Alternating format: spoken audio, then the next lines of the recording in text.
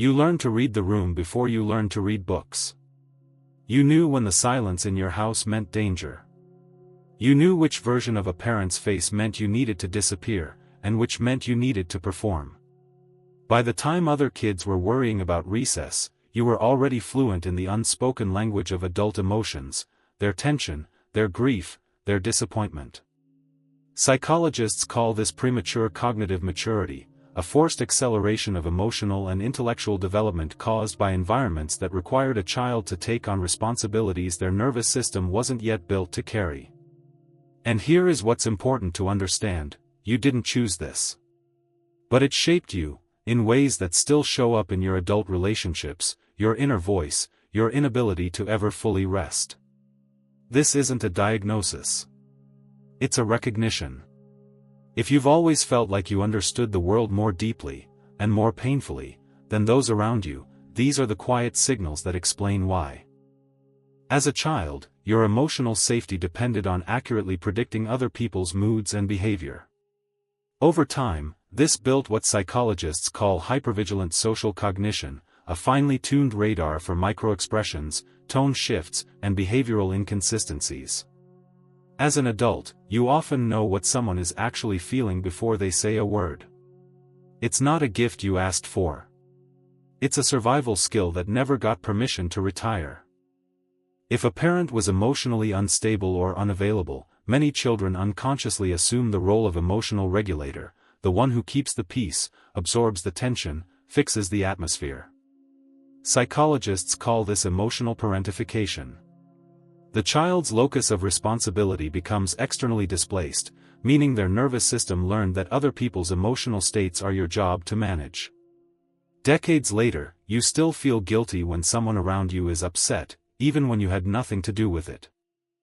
When a child's needs are consistently minimized or ignored, the brain learns to stop generating them loudly. Over time, this can produce a mild but persistent alexithymia, difficulty identifying and articulating one's own emotional states and desires. You became so fluent in what others needed that your own internal attunement went quiet. As an adult, being asked, "What do you want?" can produce a surprisingly disorienting silence.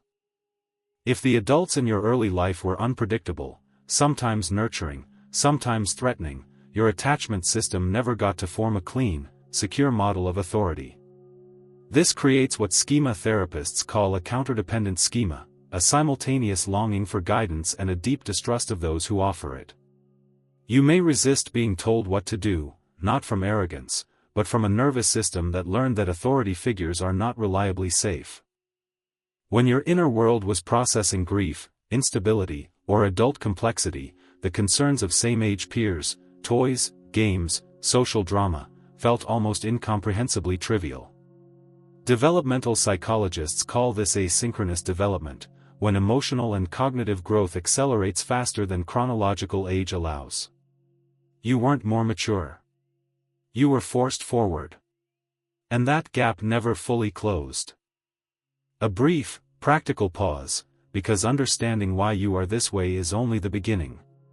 Here are 3 research-grounded practices specifically designed for people whose development was accelerated too early.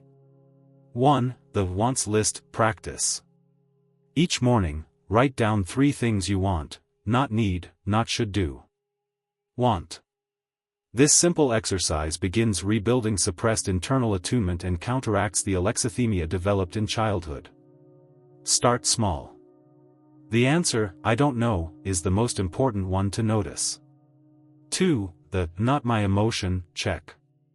When you feel sudden anxiety or guilt in a social setting, pause and ask, "Is this mine, or am I absorbing someone else's state?"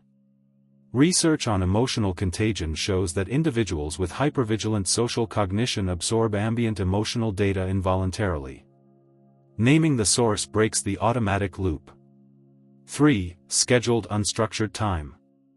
Children who were parentified or placed in adult roles rarely experience genuine, unstructured play.